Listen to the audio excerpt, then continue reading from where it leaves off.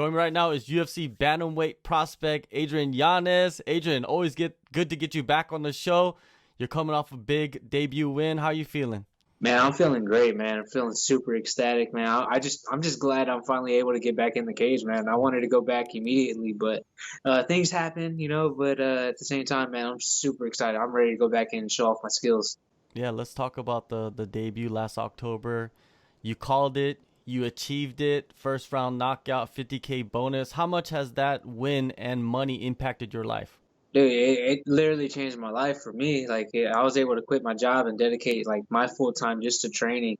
So that actually helped me out so much more. So I'm actually able to train like a fighter. I'm actually able to train like a professional athlete instead of working a full time job and fighting part time. Now I get to fight like a full time fighter, go out there and get to compete with the best guys in the world and do it on an even basis instead of just like doing it part time. Now I can do it full time and just like go out there and just fight, and fight to my full to my full ability. So that's the biggest thing to me, and that's what I'm really super excited to show off whenever I fight March 20th.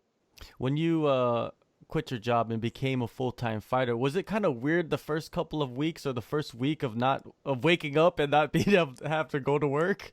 Oh man, I just honestly I switched the energy of being like, man, I wake up, I was like, it was weird not putting on the uniform. Yeah. Like putting on the uniform was kind of not weird because I was doing that for like 4 or 5 years, and just it was just like routine for me. Getting up, get up, eat my breakfast, change into my work clothes, go off to work, eat, and just like I had like a whole system down, and Patton, like just for me, like I was comfortable doing it. And then I wake up, eat breakfast, and be like, oh, what do I do now?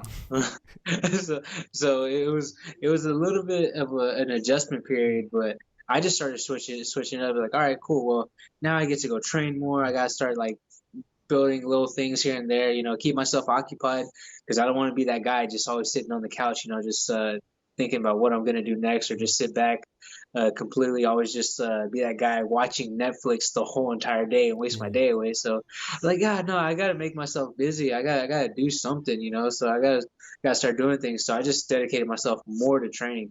But it was really weird, man. At that first week was just like it's like man, it's just like I can see how people get caught up in laziness. So it's like the first 3 days I was like kind of just relaxed and chill. I was like, man, it's like I'm in the UFC. I'm a fighter. I don't have to go to work today. This is nice. That Thursday came around. I was like, man, I've been sitting on my ass way too long. Man. I need to get up and do something. So how did you fill in the gaps, where you usually worked? What did you do? Of course, you're training, but have you added something different to your regimen? Man, I honestly it's just been a little bit more training, and then also like as of right now, I'm trying to work on a couple things. Like I'm trying to like right now, like I'm in the process of trying to get a website built up so I can like start like doing my own things on there.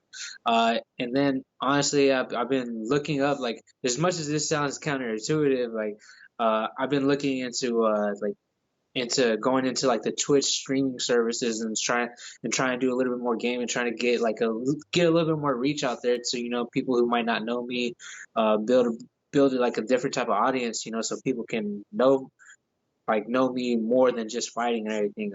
So just a little bit more of that, and also I've been just trying to learn a little bit of stuff here and there.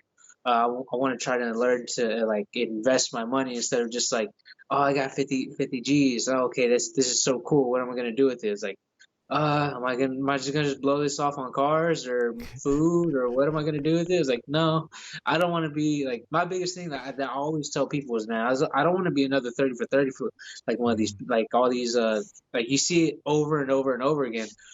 All these football stars, these athletes, basketball athletes, they get a 30 for 30 broke named after them, and I'm just like, I don't want to be that guy. Like, I don't want to be that guy at all. I might be like making like a super fraction of what they've made, but I just don't want to blow all of this. So I've been studying here and there, trying to see where I can do my Ally Quinta thing, get some rent houses going on and all this stuff. And so it's just been a lot of like just me just trying to find what I'm gonna do to help supplement some more income so I can like invest into the after fighting career. Do you have a name for the website yet? Oh yeah, it's super simple, man. It's the same as my Twitter name, Okay. yanezmma.com. So Mhm. that it just keeping it super simple has been like been my main thing because like man like super easy to be like oh yeah you can follow me at Yanez MMA. They're like oh, okay you got a website it's like it's yanezmma.com. Yeah, it's all there, it's all connected, so it'd be super easy. It's not it I'll never forget it. So I don't expect anybody else to forget it. Well, once it's built, everybody should go on there, hop on, and get involved and see what Yanez is doing. Now, you get into the UFC, you have a spectacular debut. Now you're in the spotlight. Now you're in this UFC spotlight. There's more eyes on you. A lot of people are talking about you. Comparisons to Jorge Masvidal for many different reasons. How are you handling that? You know what I mean? Has it been somewhat overwhelming sometimes? Like you have to be careful of what you say now more than ever? Oh man, honestly, I haven't really like pulled back anything of what I usually do. I've just been more of myself, honestly. I like if you feel yourself trying to pull back on what you're trying to say or what you're trying to do, I think you kind of just really need to reevaluate yourself as a person. Because if you're like gonna go out there and say something like kind of outlandish or anything like that, and you had to like think about it, it's like, wait, is this actually a good thing to say or a smart thing to say or whatever? Is like you're like thinking too much of what other people are thinking about you, and I just not that I don't care what people think about me. I'm just like, man, look, if people are gonna love me, they're gonna love me. If people are gonna hate me, they're gonna hate me. I just been more myself, you know. So it's just one of those things that I've like I've just been kind of just completely just been like, hey, I'm gonna be more myself. I'm super transparent. Anybody ask me any questions, I'll answer them. Like I it doesn't matter to me. The eyes on me, that's to me this is the coolest part about it, is because I remember being the the young kid, you know, being able to watch these fighters and be in such an awe and everything. So it's kind of cool to have the role switched, and I'm like, I'm that guy for a little bit, you know. I don't think I'm like this big whole thing, you know. I do have a little bit more eyes on me, but you know, I don't see myself like like way overhead or anything like that. But it's still pretty cool whenever I get to see get like someone sent me some fan mail the other day, and I thought that was the coolest thing in the world. I was like, dude, this is so badass for me. Like they asked me for they sent 4 pictures. They just wanted 4 signatures for him and his kids, and I was like, oh, dude, this is amazing. I'll do this ASAP. Got it, sent it, and it was just it's cool, surreal moments for me. So if I can make someone's day, even as small time as a fighter that I am, I don't mind doing that. So it's been a blessing for me. It hasn't been a curse or anything like that. Like no, I of course like out of one out of every 1,000 people, you know, is gonna hop in your DMs and try to be like, I'll fight you. No, you're trash. It's like I've only had that once, but it's weird because you still remember those moments more than you remember the happy ones. But it's funny to me. But I don't know, man. I've just been embracing it, man. I've been loving it. So That's good to hear, man. Embracing it is the best thing instead of like veering away from it, because I feel like sometimes fighters do that and that kind of hurts them as they climb up and have more attention on them, right?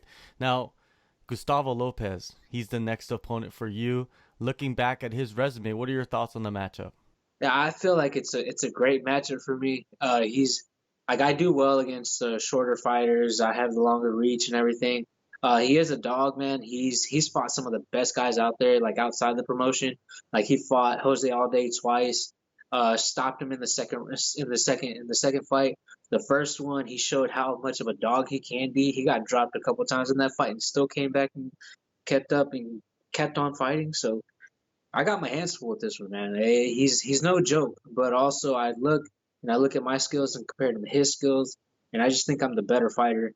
He does have tricky things here and there, but at the same time, like I said before, like I just believe I'm the better skilled fighter, and I'm ready to go 3 rounds, but I can't see myself going out the first with him because I just feel like my boxing is too crisp. I feel like I already know what he wants to do. I think he's gonna want to try to take me down, try to put me on my back, and you know just try to hold me. Honestly, uh, you know he's fought some great guys. Like he fought John Castaneda, but that didn't go well for him. Uh, he's fought a good amount of people. and he's fought some tough guys. But I'll just keep reiterating it. I just don't think he poses the biggest problems to me. I've already fought like really tough fights already. He's up there. Like, don't get me wrong, he's up there. He's a tough fight, and I'm like, kind of like, me just saying that kind of downplays his skills, but I just feel like I'm better.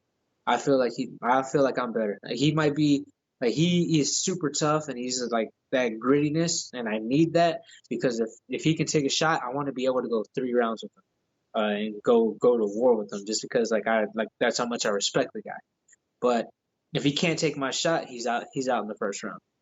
The power that you possess, is it more precision? Is it more timing? Or you just have that raw power? You've had it since you were a teenager.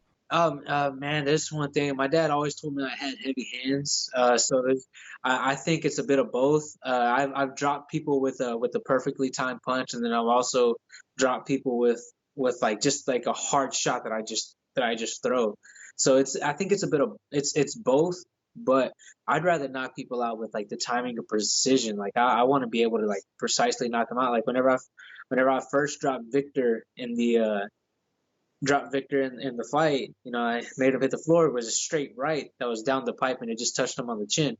That wasn't my hardest shot that I threw. I just threw it perfectly down the pipe, and it sat him down.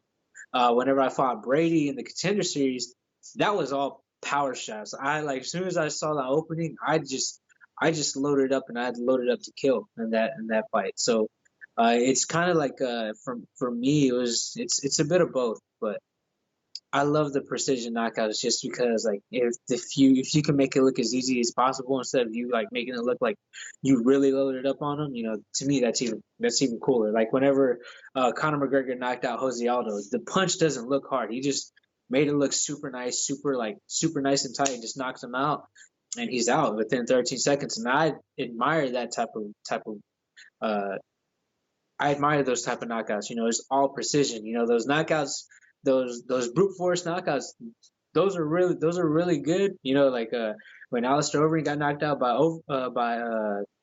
Francis, that's something to awe at too. But there's just something about those like precision knockouts that is just the beauty in it, like the technique behind it. He pinpointed, he placed it, and he's out. Like that. That to me is much more cooler, in my opinion. Effortless. That's what you want. Oh yeah, that's exactly what I want. I want it to be as easy as possible. Now, with since joining the UFC, what other adjustments have you made, and you kind of realize that you need to make heading into this camp? And it's been more of like me just being able to train at a higher level, and be able to stay ready and stay close to weight. Like, you just have to like really take your body and like realize that it needs to be ran like a well-oiled machine. Like, you need to be able to recover. Like, it's just it's like a lot of things that go into it. It's like your body's a race car. Like, if you're a fighter, your body's a race car. You got to keep fine tuning it. There's going to be some things that pop up, but you got to fix it right then and there. Don't let it linger on. So to me, it's been more of like me just being more in tune with my body, making sure I get the right recovery, making sure like I'm doing everything right, and making sure I'm not cutting corners, because as soon as you cut the corner, you got 2 more right there. So you got to make sure that you're doing everything right. Everything got to be well calculated, well measured, and you got to make sure when to know when to push hard, when to pull back. And that's been one of the hardest things for me as of late. Well, as of this like past couple months, since I've like just dedicated myself fully to training, is because since I was only doing it part time for the longest time, it was I felt like I had to always go. Like, I always had to push it, I always had to keep going, and I always had to like be on the like I have to grind this whole entire time, because I don't have enough time. I don't have the same time as the people that were doing it full time. So now it's more like, okay, I have the time to recover. I have the time to sit down and actually be like, okay, I need to work on this kink. I got more time for technique. We need to balance these days out. It's not just grind all the time. Sometimes we just push the pace. Sometimes we pull it back. So it's just been one of those like biggest learning experiences for me, is just being able to pull back and when to push forward, and just like when to listen to your body. honestly, that's the biggest thing is listening to my body. In Texas, there's been some serious weather issues and power outages the past couple of weeks. Did that affect you in any in your training? Oh yeah, man. Actually, it we our gym got shut down for about a week. I was only able to go to I had to go to a hotel where my mom worked at for me to be able to even go in and get a workout in, just so I can go use the treadmill. Then my brother, he's trained for a little bit, so he was able to hold mitts for me, so I'd get a couple mitt sessions. So I wasn't able to get like a full like like MMA gym experience. You know, I wasn't able to meet with a whole bunch of other people and like train and everything because most of the roads are closed, like power outages, you know, and and water line breaks and everything. So it was really hectic during that time. But also for a lot of people, it was really clear. It was a big curse for everybody because it was it was hard for them. For us, you know, we were fortunate enough to keep the light and keep our water. But in the blessing side of this, for me at least, was like I was able to get a week's worth of recovery. So once I came back to training, like my body felt really good. Like I like that week of like not being able to wrestle, not like being able to spar, kind of actually did me good and helped my body recover even faster. So like I felt the little drop in my performance, but right after that week of getting like that rest, I felt like I just shot right back up. So it was a bit of a curse and a blessing, more of a curse than a blessing, you know, just because of the whole impact it had on the state of Texas. And like I had family that lost power, lost water. I had friends that like family or friends that lost electricity and power. You know, it you're never gonna feel good about it. But like in the blessing and the underlying blessing for this for me was I was able to get a little bit more rest than I should have. So it was good in that sense for me. You're on a 5-fight win streak, 4 stoppages. Do you see another knockout, a quick one like the last two? Oh man, I would like to go into the second round. I would love to. I want to get that. I want to be able to talk to my corner, talk to my corner in between rounds. And if anybody's the guy to do it, it's definitely Gustavo. He's a tough dog, man. I have like a great fighter, good fighter. But man, I again, man, I go back to the skills, man. I feel like I'm high level with my skills, and I'm gonna prove that March 20th, man. I feel like everything's been turning in the right wheels for me, and I feel like going in the right direction. I just need to keep doing what I'm doing, going out there, keep performing, and just keep showing everybody that I belong to be in the UFC. Because right now, I still feel like I need to like reserve, like make sure that my spot is reserved. Like I still have that mentality like, man, if the UFC wanted to, they can cut me at any moment. I got to make sure I stake my claim and make sure that my name stays on this table because I'm not leaving. I don't want to leave. This is the spot where the best fighters get to fight at, and that's what I want. That's what I want to be a part of. I want to be a part of the best fighter group out there. You know, top 10. I want to be in the top 10 in 2022. So, you know, I'm already thinking of plans for way ahead. So I want to stake my claim. I want to make sure that my name is cemented with the top bantamweights in the world. So that's what I'm doing. That's what I'm working forward to. And March 20th, that's the first step. You know, I had my debut in October, and now it's my second fight. And I just got to make sure that I'm not one of those guys that I'm the short stint. Like I fight, fight, fight once in the UFC, get the whole like, oh, I was a UFC fighter. No, I don't want to be a was. I want to be a is. So whenever my time comes for me to retire, I want to be able to look back and be like, you know what, man, I went out here and I made a statement. I made statements. I was top 10. I was like right now in my head, I'm champ in 5 years. So I want to be able to go out there and like be able to prove to myself that I was able to do this. So that's my biggest driving force, and that's exactly why I want to go in there March 20th and start Gustavo Lopez. All right, one last thing. Dana White recently said that they're going to try to put on a show in Texas. That's their goal right now because the governor was like, we're opening everything up. How huge would it be for you to be able to fight in Texas, your home country or your home state, and have a crowd there with you, man? Oh man, it'd be amazing, man. You almost said country, Texas is damn near their own Yeah. country. So I don't fault you for it, man. So man, it would like honestly, I've always envisioned myself fighting at the Toyota Center here in Houston. Like that's one place that like I've always envisioned myself fighting there. So for me to be able to, for that to happen, that would mean like the absolute world to me. I would be telling my dad the whole entire time, like, hey, like our gym, our old gym used to be 5 minutes like down the road from the Toyota Center. So it was one of those things that would be like, I would go into the gym. Me and my dad be driving. I'd see it. I'd be like, Dad, I'm gonna fight there one day. Like I'm gonna fight there one day. I was like, and it's gonna go well for me. And he'd just look at me and be like, I believe you. And so, now that the fact that it's gonna be there, I'm just like, let's go. I'm like, yeah, put me on, man. I don't care. Like if I fight, if even if it takes 4 weeks for them to even get it set up, I'll fight 2 weeks after I fight Gustavo Lopez. I'll be that short notice guy. I don't care.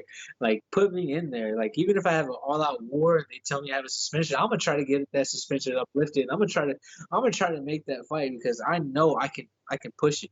I know I can get in there. That's like a big dream of mine to fight in the UFC in the Toyota Center. Like my first ever like UFC event was the trilogy for Cain Velasquez and Junior Dos Santos. So that like those like being there with my family, and it's like I have like this whole thing around that arena where like I just have a special moments there, and I want to go have another special moment there whenever I have my UFC like fight here in my hometown in Houston. So that's exactly what I want, man. So Dana White, man, put me on it, man. Let's make it happen. I'm 100% ready to go for UFC Houston. All right. Well, March 20th, UFC Fight Night in Las Vegas. Adrian, always good to catch up with you, man. Enjoy our chats every single time. Good luck and all the best. Man, thank you so much for having me on, man. Thank you. Take a move in the ring. You can hit me with the words you